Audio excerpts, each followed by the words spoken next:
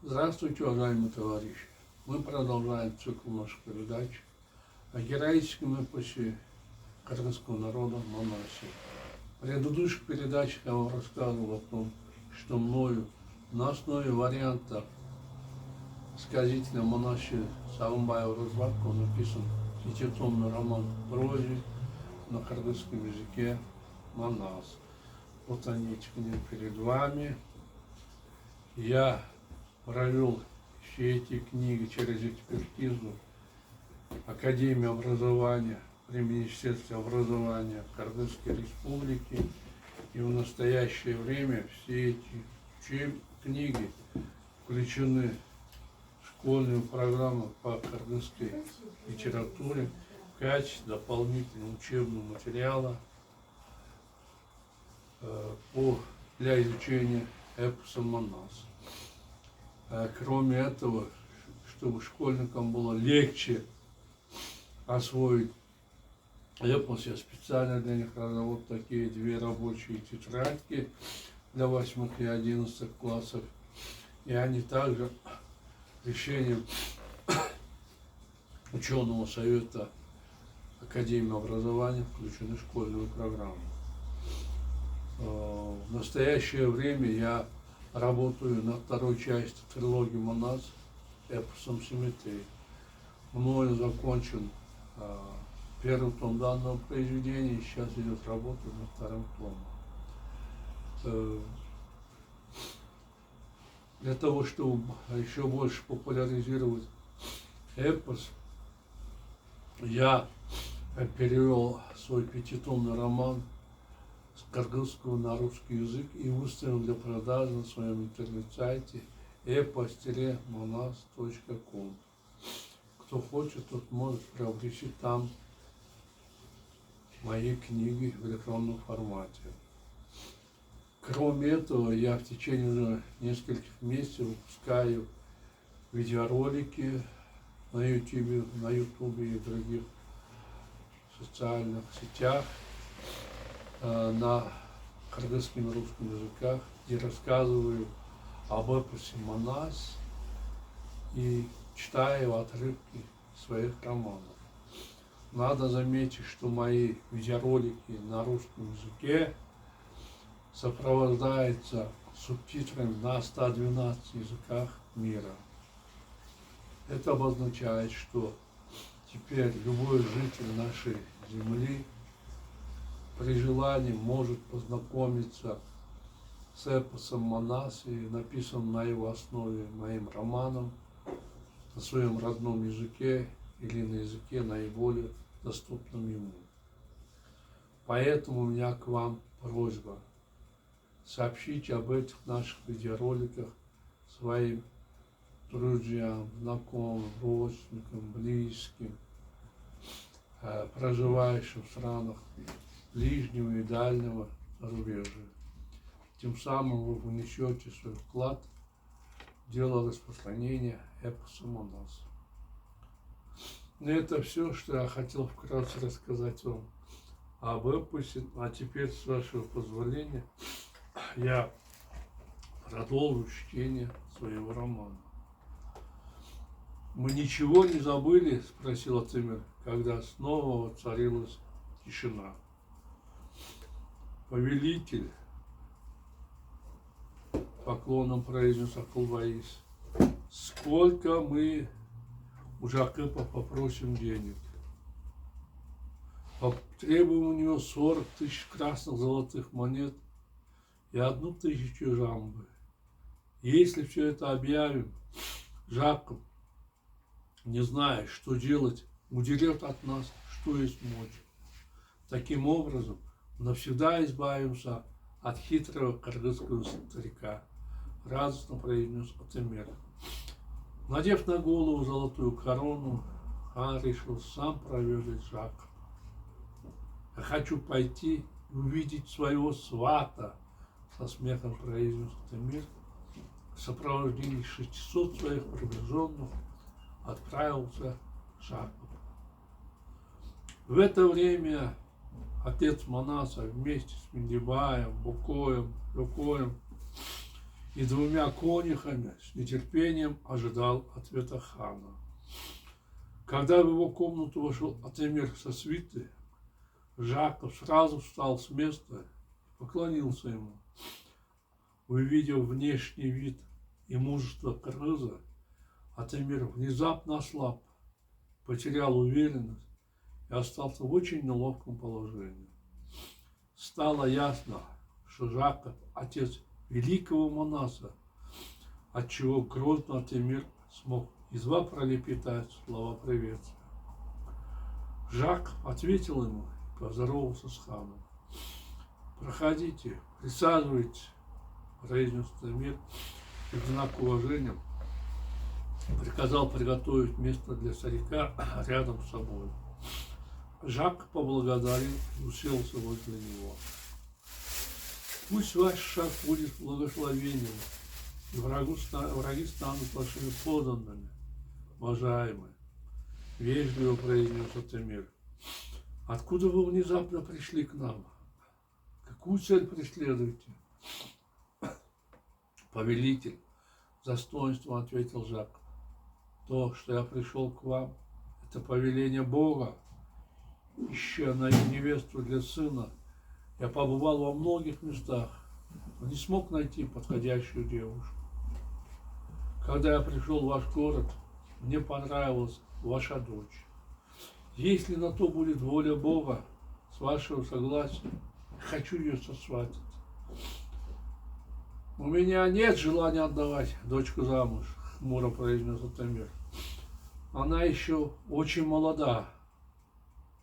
«Ты говоришь неправду», — отрицательно покачал головой Жаков. «Тебе не стоит говорить лишних слов, а молить о счастье дочери».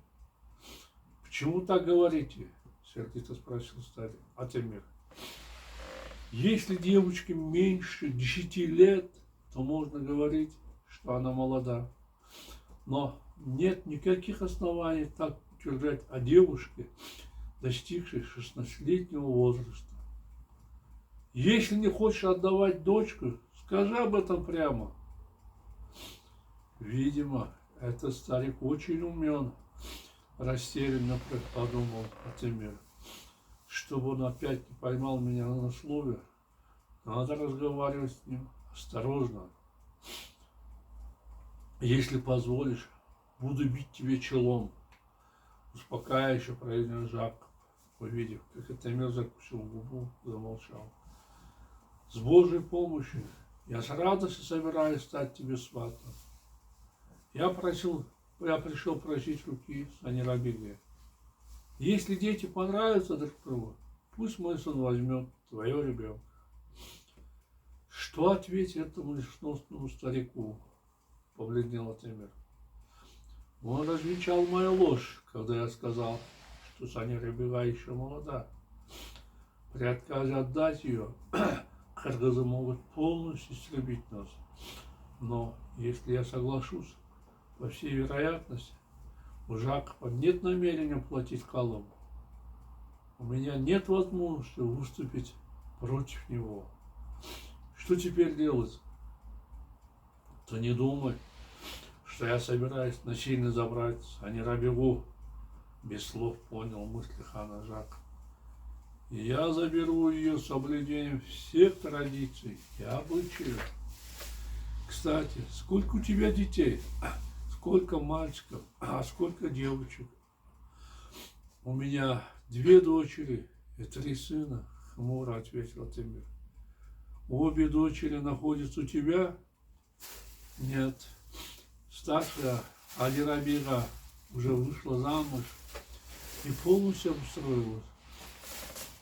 Санирабега, которую ты возжелал, находится на моем иждивении». «Понятно», — сказал Жак, вернулся к Мендебаю.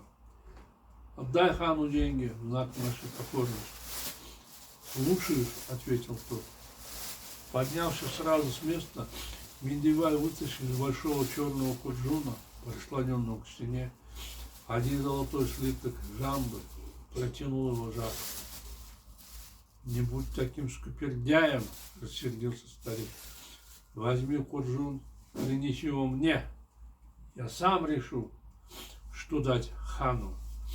Сконфуженный Мендивай выполнил приказ. Жаков засунул в куршун руку. Вытащив оттуда 30 больших серебряных слитков, он присоединил к золотому слитку и протянул все Атемиру. «Это вам в честь помолвки, повелитель», — сказал Жаков и низко поклонился хану. Все вельможи хана были поражены такой необычайной щедростью. Жак, оказывается, очень богатый человек, хотя я его считал дохляком, подумал не меньше их удивленно Атемир. Если Жак такой, что из себя представляет монах? Каков тот жигит, который собирается жениться на Саня-Ребеге? Ладно, Аксакал, сказал хан, поднимаясь ручебными подарками. Мы посоветуемся насчет вашей просьбы и дадим ответ. Атемир тепло попрощался с Жаком и в сопровождении приближенного отправился во дворец. Если я отдам кыргызам Сани-Рабегу, какой из себя монас, размышлял по дороге хан. Будет жених хорошим человеком, она будет счастлива. Если нет, сделает ее несчастной. Надо все хорошенько обдумать, иначе я загублю судьбу дочери. Переживая за Сани-Рабегу, Атемир сам не заметил, как добрался до дворца. Войдя в свою комнату, хан подошел к золотому трону и осторожно уселся на него. Повелитель с улыбкой посмотрел на Атемира Абдукалова. «Для нас будет Магарыч?» При этих словах хан резко взглянул на него. «Не стоит быть посмешищем для народа», — подумал он. «Возьму золотой слиток себе, серебряный подарю вельможам». Хан вытащил соответствующие слитки и отдал их приближенным. «Пусть Жак не думает, что мы неблагодарны, как собаки», — решил Атемир. Вызвав на следующий день кыргыза во дворец, хан надел на нее 3 красные бархатные шубы и 9 новых шелковых халатов. Высказав требования насчет Колыма, помирившись с ним и став сватом, Атемир отправил Жакова домой. Непрерывно ехавший старик через несколько дней достиг горы Карато, где располагался его аил. Прибыв домой, он узнал, что монах вместе со своими витязями 7 дней тому назад ушел в горы на охоту. В тот день, когда Жак вернулся домой, Алмамбет, уехавший вместе с другим на охоту, ночью в синей палатке, установленной в Пустомарчевом лесу, у подножия высокой скалистой горы, увидел удивительный сон. Ему приснилось, что к нему в руки попала луна с ущербным краем и лежала вместе с ним. Алмамбет, испуганно проснувшись, поднял голову и понял, что все это ему приснилось. Никогда раньше не видевший таких снов, китаец удивленно покачал головой и решил рассказать о нем монаху. Такие же сны в ту ночь приснились и Манасу, и 40 витязей. В отличие от Манаса Алмамбета, к ним в руки попали полные луны. На следующее утро Алмамбет рассказал обо всем Манасу. «Я тоже видел такой сон», — ответил пораженный богатырь. Услышав его рассказ, остальные витязи поведали и о своих снах. «Как такое может случиться?» — удивленно спросил Манас Бакая. «Растолкуй нам сны, брат». Богатырь от волнения Бакая, из глаз брызнули слезы. «То, что тебе в руки попала луна, это означает, что у будущей твоей жены будет глубокий ум. Ущербная луна, значит, она будет бездетной. Другие богатыри получили полную луну. Они женятся, обзаведутся детьми и будут счастливы. А Манас Алмамбет суждено долго ходить бездетными и они будут горевать об этом. Нет, брат, улыбнулся монах. Луна, которую я получил, сначала была ущербной, но затем стала полной. Это очень хорошо, обрадовался Бакай. Ты сначала будешь бездетным, а затем у тебя родится сын, который будет править народом и станет таким же молодцем, как ты. Ну вот, уважаемые товарищи, наше время подошло к концу. Я прощаюсь с вами. До свидания. До новых встреч.